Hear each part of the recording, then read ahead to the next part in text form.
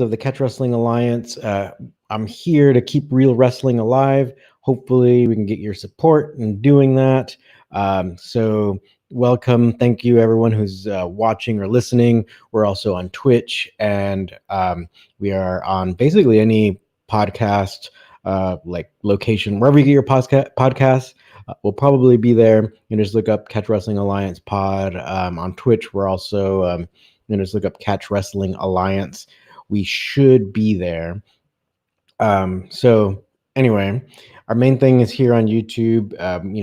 If ever I reference like some of our early matches or even matches from our events and stuff, you will be able to find all of our matches on our YouTube channel. So like basically, so just for your information, just in case you ever want to look up some of the things that we talk about. Chances are it's going to be on our YouTube channel. You can also, check out our main website. That's where our CWA Academy stuff will be. So if anybody is like lives in a remote place, it's not near Los Angeles. It's kind of funny. It's like there's plenty of big cities in the world, but so I don't mean to refer to your beautiful home as remote or anything like that. It's just if you're not around LA or if you're not around South Carolina with John Strickland, then and if you want to learn catch wrestling, then you can always do our online course, the CWA Academy, and that would be on our website. So actually, one thing I don't know if anybody else, if you are interested in like building your own online thing, with the website that we use is through Kajabi, and we have like there's a link in the description below if you want, because you have some sort of expertise and you want to try to build your website through online courses and stuff, then you can click on that, and so you can try that out. So just throwing that out there, we just put that in there in the description. But anyway, let's go ahead and get to our main topic, because last week, I can't remember which one of you it was, but one of you made a comment asking about like it was kind of a thing about like self-defense and age. So I think someone was concerned about like, well, if you're doing catch wrestling, and what if you get like, once you get much older, can you still be using catch wrestling techniques for self-defense or whatever? I think that was the gist of the comment. I'm sorry I don't have the main comment right in front of me, but that was the gist of it. And I responded by talking about like how when I first trained in Wigan, I believe Coach Roy Wood was already in his 70s, and he was still able to demonstrate the techniques, and he even like drilled some techniques with me, because like at that time that one time there was an odd amount of people in the class, or I think my partner had to step out of the room for a second or something. So Coach Roy Wood got on the mat with me and drilled the techniques. So the main thing about longevity is how well you take care of yourself. And I know Roy has always kept active, and he's tried to stay physically fit, and that's kind of the main point that you want to kind of think about, is just taking care of yourself. So when you're 70 or 80, you can still do a lot of damage. And there's a lot of news stories where they talk about like some boxer, someone breaks into a senior citizen's house, and the guy was a boxer in his youth, and he knocks out the bad guy or something like that. There's a lot of things like that where maybe if you like basically it's all about taking care of yourself. But let's go and talk about this a little bit more, because there's a little bit more of the mental aspect that goes into it as well. So I want to try to bring in an expert, well, somewhat of an expert, because this person never lived past 40, unfortunately, but we're going to be talking about Frank Gotch. So here's the book we're going to be referencing. So this is Wrestling by Frank Gotch, World's Champion. So this came out about, I I think it was actually the same year he died, as like 1918, I believe. Yes, copyright 1918. So this is the book that, um, like, I think it's like they got a lot of plates and so pictures of techniques and stuff. So I'll show you the book. It's really small. This is actually unfortunately it's like not mint condition, but this is actually the way the book came out. This is the book. So this is how you would have gotten it back in 1918, except it would have been brand new and the cover wouldn't have been ripped off. But with that being said, a lot of time has passed, but it'll have a lot of plates of different techniques. So it was Frank Gotch's tutorial. So it was his his version of what, like, online online teaching. How many of us learn all kinds of things online nowadays, especially after COVID and all that. So the price was 15 cents. I don't know if you can see that on the cover. It's down here. The price 15 cents. But in the book, it gives like a little bit of, like, the first chapter is like a little bit of the history of wrestling and catch wrestling in particular, and then about Gotch himself, and then it does talk about kind of like Gotch's philosophy, or it's called the science of wrestling, but it's kind of like Frank Gotch's philosophy on wrestling, and then it goes into uh, some of his training tips and stuff. And we've talked about his training tips before, but I want to talk about what he says about um, longevity and age and stuff like that, which should be on one of these pages here. Oh, I forgot to put a bookmark on it. Darn. Let me see. Well, anyway, if anybody has any questions while I look for this, because basically what he says is, it is there's he gives a few examples. Like he says basically, like, you can be still in your prime, like around age 40, and even he does even say like 50.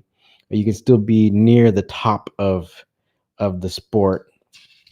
And I want to just read it to you though, so you can get the direct quote. But he also um, names a few names, like one guy and he names a guy, he names a few guys and their age. Let me see. Hmm. Darn. Okay, well, ask me some questions in the meantime while I'm sorry that I forgot to bookmark it. But anyway, that's the thing. He was talking about, like, how um you don't like, a lot of it is the discernment, right? So with age you can get better discernment. So you don't necessarily have to be like the fastest guy, but you got to know when and how to react. So that's one of the. Oh, here it is. Here it is. Okay. So let's go ahead and just go to the quote, and then we'll kind of break it down. So, but feel free to ask any questions or make comments. Just let me know. Okay. Um, and this is another. Actually, the beginning of this paragraph is really interesting. I think we can kind of talk about that too, but maybe in another talk as well. But anyway, it says, no matter, let's see, men are competing today who were before the public 20 years ago. So that means, like, people have been competing for a long time, right? Some of these guys have been competing for a long, like, 20 years, right? And a man may remain very near the head of his profession until he reaches 50 years of age. Jack Carkeek, for instance, is 42. Joe Carroll is 34, and Tom Jenkins is 32.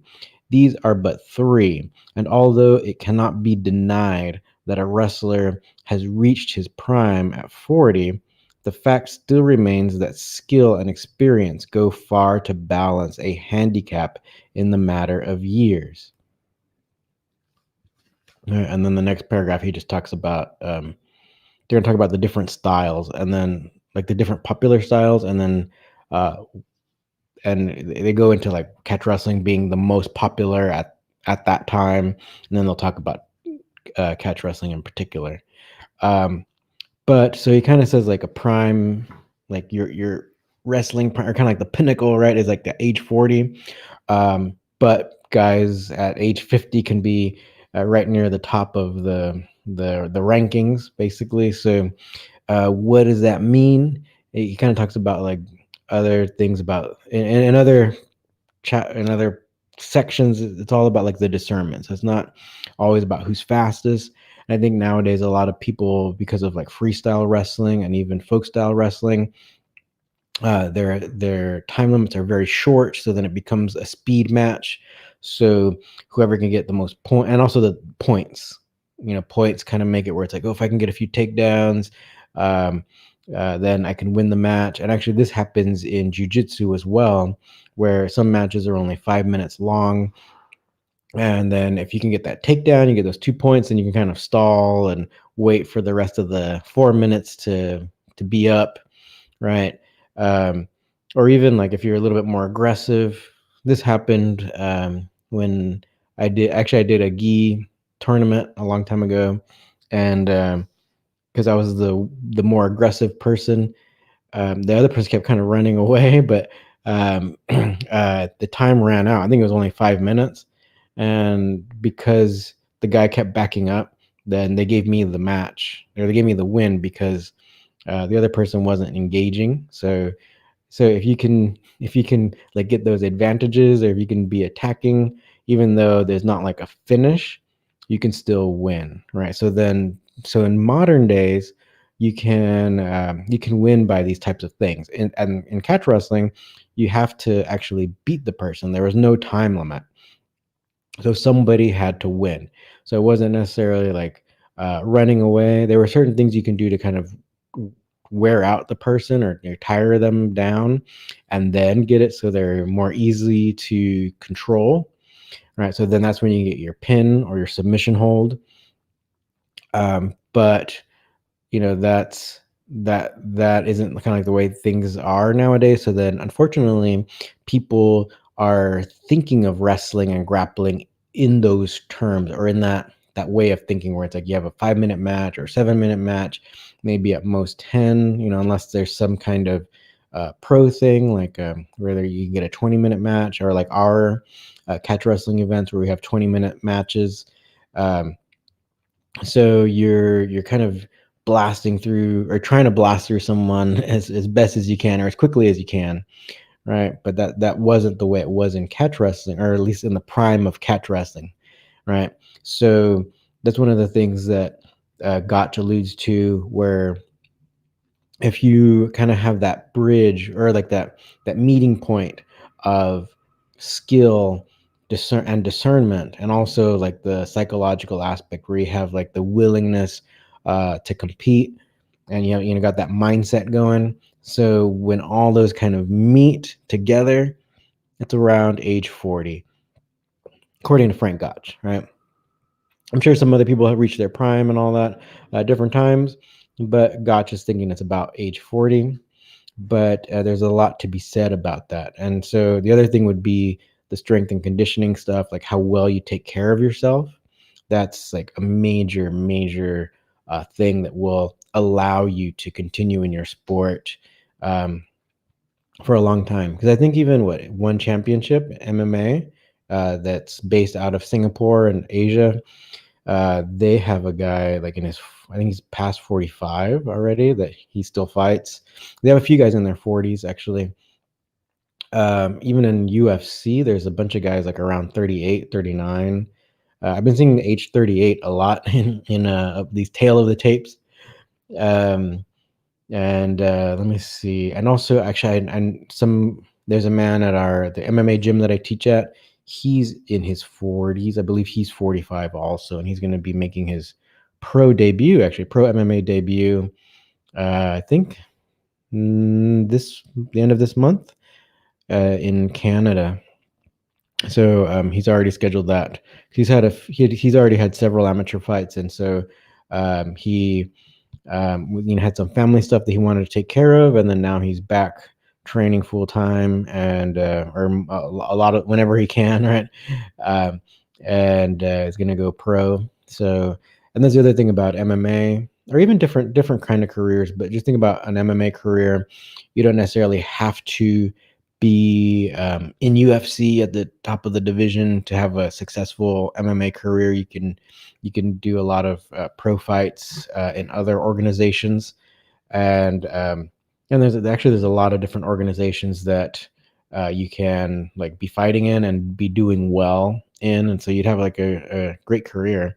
You just won't be you don't necessarily have if you're okay with not being the main event at UFC, because very few people can do that, and a lot of times that's like favoritism. It's not necessarily the quality of the fighter that gets to the top of UFC. That's one of the reasons why I kind of like One Championship, because they actually tried to let people know about the fighters, like kind of like how they are personally, so like their character and all that. So they try to get you to know about them, so then you get excited about them fighting. So instead of just like the one who's really good at selling, basically selling tickets, right? Selling themselves and selling tickets, because not everyone's like a big time extrovert where they're always like in your face. And I think you can kind of think of a few UFC fighters who, really are into showmanship, right? To get to and a lot of times that they do that not necessarily because it's their personality, but it's because they know that that's what can keep them in UFC. Because at the end of the day, it's about selling tickets, right? So I think the model that One Championship is using is where they're trying to the company themselves is trying to do some of the education so that the audience knows about these people and cares about the fighters, so that you can sell tickets. Right? So it's kind of all about selling tickets, but people do it in certain ways. So I think maybe UFC is kind of leaving it up to the fighters, and then One Championship is kind of trying to help out the fighters, who might be not the best at that showmanship aspect, because they don't like all the name trash talk and all that stuff in Asia and One Championship. So, which I think is kind of nice, because then if you learn about the people, then you get excited about their fights and about the skill. Because they have a lot of really skilled, like they got a lot of judo black belts and stuff who are fighting, doing very well. They have some sanda people who are fighting and doing very well.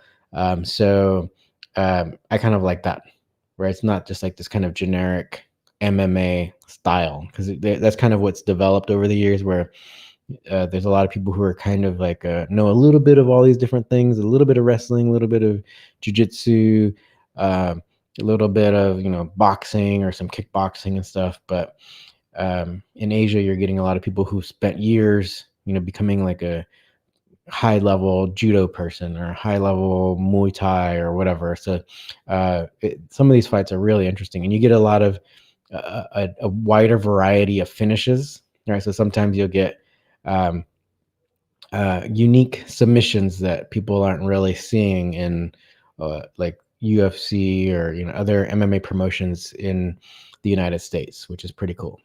So that's something to think about, or to I don't know. It's something that I enjoy. So I enjoy watching all these things.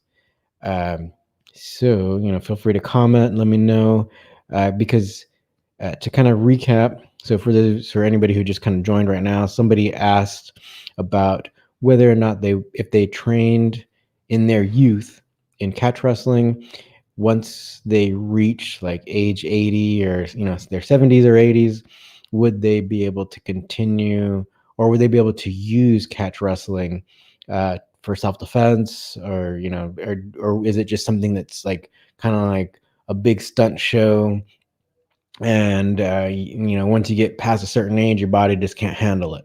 Well, a lot of times it is a mix.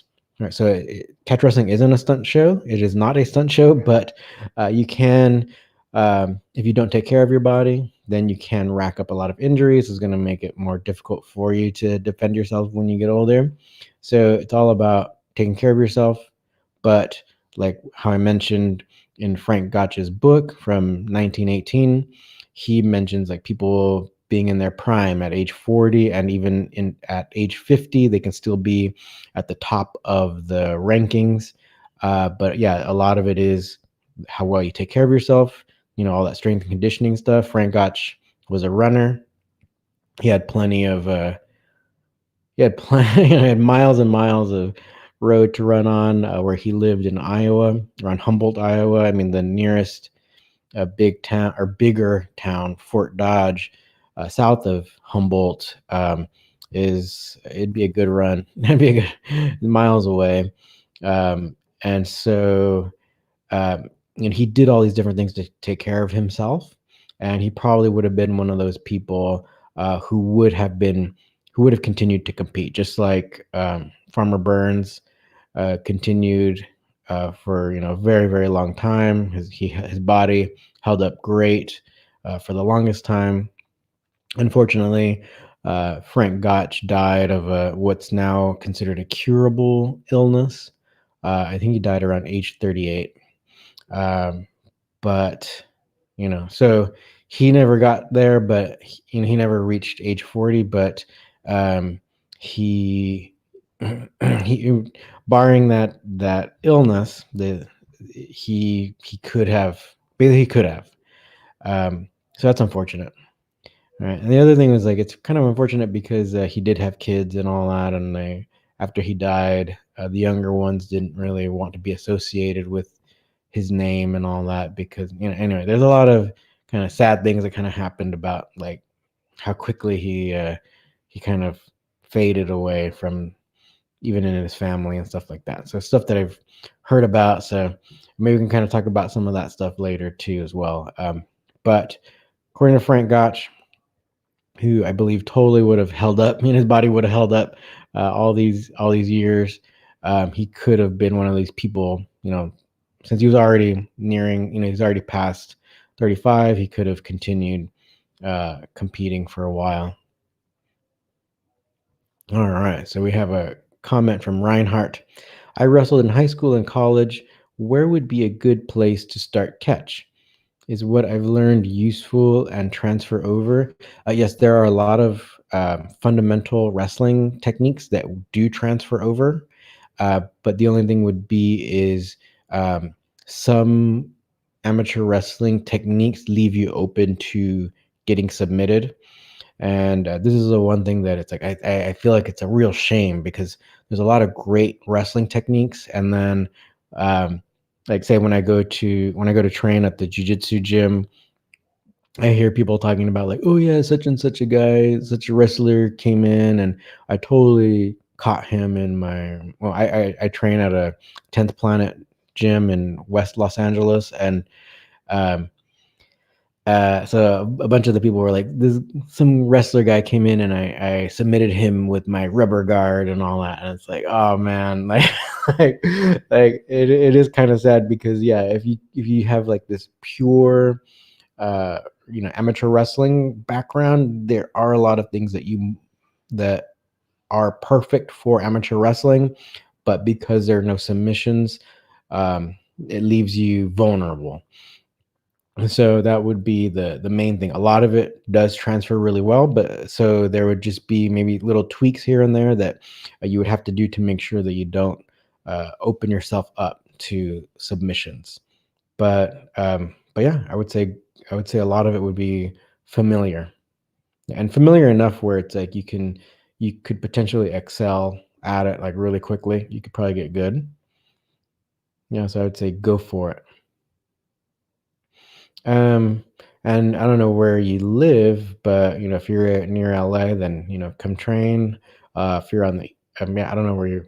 Reinhardt, you're just making me think that you're like in Germany or something. I don't know, but um, uh, yeah, I'm not sure where you are. But if you're far away, you can always do the CWA Academy through our website. So yeah, just let us know. Also, if anybody else has any questions, just let us know. All right, so we were talking about longevity in the sport, and and Frank Gotch in particular saying that someone's prime is in their 50s or 40s, and then but people in their 50s can still stay at the top of the sport, which is pretty amazing, especially nowadays. A lot of people are um, thinking that like you're done at, like, definitely by 30, so um, But I think even in fighting sports, we are seeing a lot of people. I mentioned it earlier. We're seeing a lot of people in mid 30s, or seeing a lot of people 38, and also even some people like at 45 and stuff, still fighting and still in the big pay-per-views and all that, in the big shows and stuff. So um, yeah, it's like it's totally possible, and a lot of it's about how well you take care of yourself. But I think Frank Gotch was mentioning that whole thing where it's like as you get older, your discernment gets a little bit better, so you should be more mature in your mind, so that you can uh, like your your economy of movement should be better. So, or your reaction should be better. Where it's like if someone just if a younger person tries to go in and like and tries to grab you and tackle you, then you'd probably be able to just counter with a submission hold and not necessarily worry about like sprawling or anything like that. It's just you just submit them, right? Like you submit them with like a double wrist lock or something. So that would be an example where it's like you use little to no effort, and they're the one using all the effort. So that's kind of showing your discernment, not necessarily like it's showing your age or anything like that, but it's showing your mental, like kind of like the mental maturity and stuff like that, where you don't have to be the one blasting in and trying to muscle everything.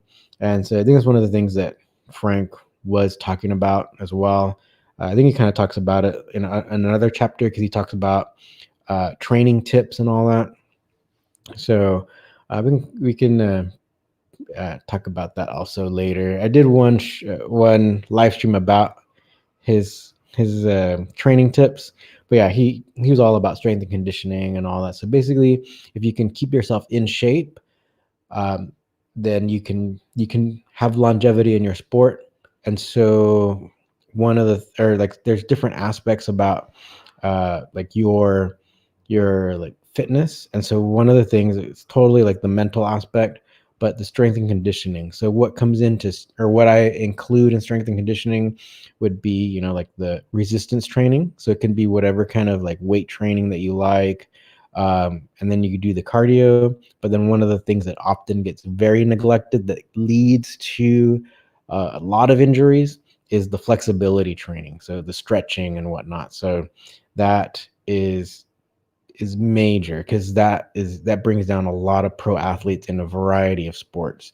They have people there to stretch them, but it's not like a big thing that they do. So if you can kind of get a stretching routine and make sure that you're like you're stretching, because there's even evaluations of flexibility, and there's ranges that are laid out by like our medical professionals that show that if like say if your hip flexibility is at a certain level, then you have less chance, like statistically speaking, to get like injured or get like develop back problems like sciatica, where it's like your nerve gets pinched, and you just have all this debilitating nerve pain. So that is one of the things that I would like to impart on whoever's listening, or it's like you can make sure that you're doing the stretching, because that seems to be neglected just on average, by men and women alike. All right, so let's get back to some of your guys' comments. Reinhardt, you're in New England on the East Coast. Yeah, please check out American Hook Wrestling. You can find it easily on Facebook. That is John Strickland's group on the East Coast. He's if you can ever make it down to train with him in South Carolina, I would recommend it. But you can at least do his online training. But yeah, you would find him, or just message American Hook Wrestling on Facebook. Z-Man. I wrestled in high school and took judo in the Air Force in California.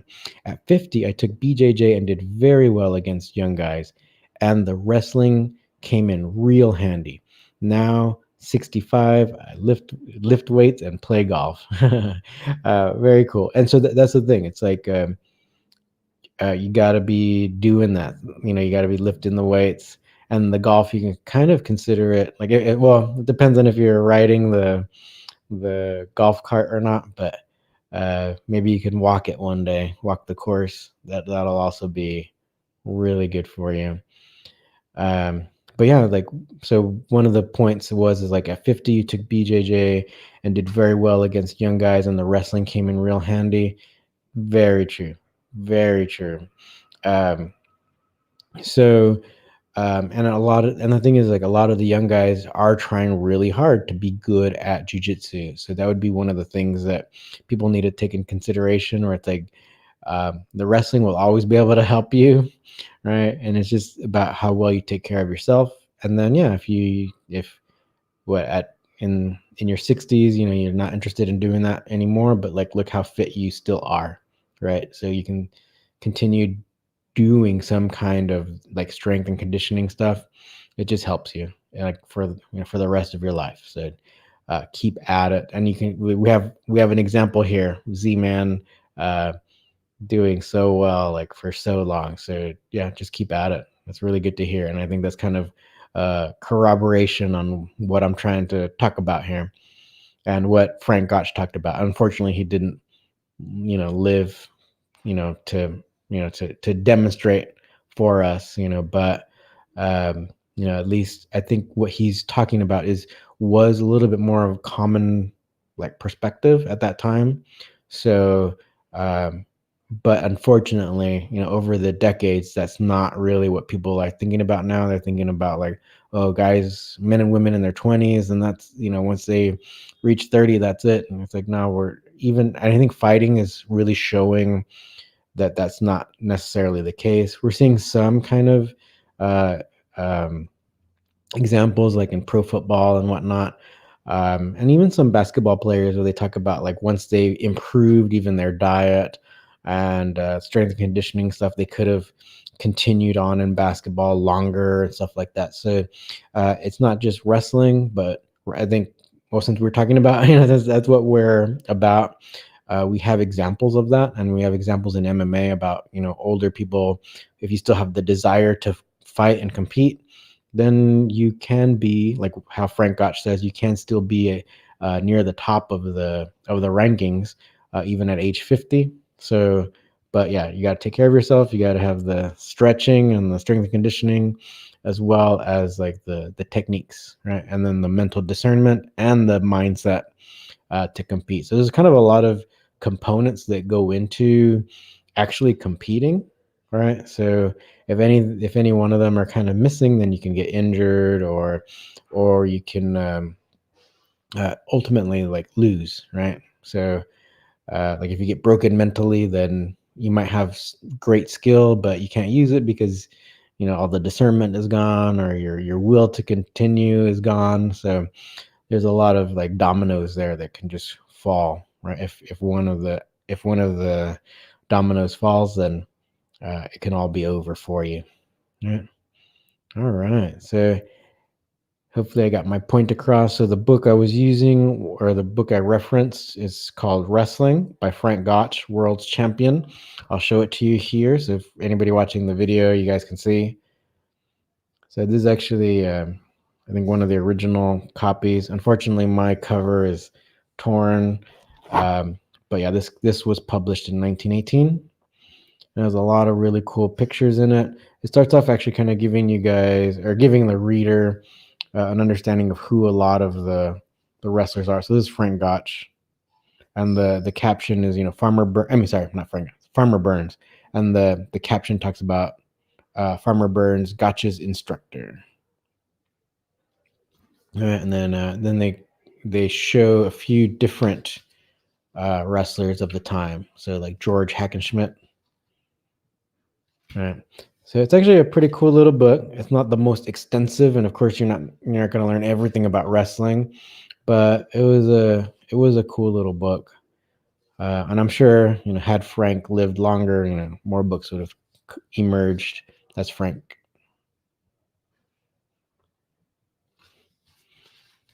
And then later on, it has a bunch of different techniques, right? So yeah, the chancery and bar lock, right? It's still used today, right? I'm sure any of you guys with wrestling background would be familiar with this. All right, so we tend to call this half halch in England, but It goes by a few different names in the United States. But yeah, really good for pinning. All right, so going back to Reinhardt's comment, it's like there are a lot of there's a lot of identical things that you would have learned from whatever amateur wrestling style you did, and you can apply that in catch wrestling, and so you could already be at an advantage, but it would just be you learning more about the submission holds and how not to leave yourself open to getting submitted, right? All right. So, and if any of you guys want to help us out, you can always become a member of this channel through our YouTube channel. So it's like $2 a month if you just like us, right? I've been starting to put a little bit of videos out there for people at that tier.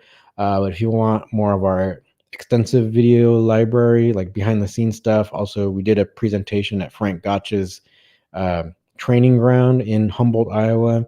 There's different things there, even different techniques and stuff like that. So some videos that we put out, like some technique videos we put out on our main YouTube channel. We also put out an alternate ending, like an alternate submission ending in our membership area. So that would be the medium tier. So you can also join that as well. Or if you want to join the CWA Academy, please do so. That is through our website. So catchwrestlingalliance.com. All right. So thank you for supporting us. And, we're going to keep things going. We're actually going to be starting a catch wrestling class at a new location as well. So, right now we're at Fight Science MMA here in Los Angeles, but I was asked to teach at UCLA. I used to teach at UCLA many, many years ago. And so I was asked back to teach catch wrestling and Chinese kickboxing, or Sanda. Right. So I will be teaching those starting in October. So they start later, like their academic year starts later. So I think the students are just moving back to campus now.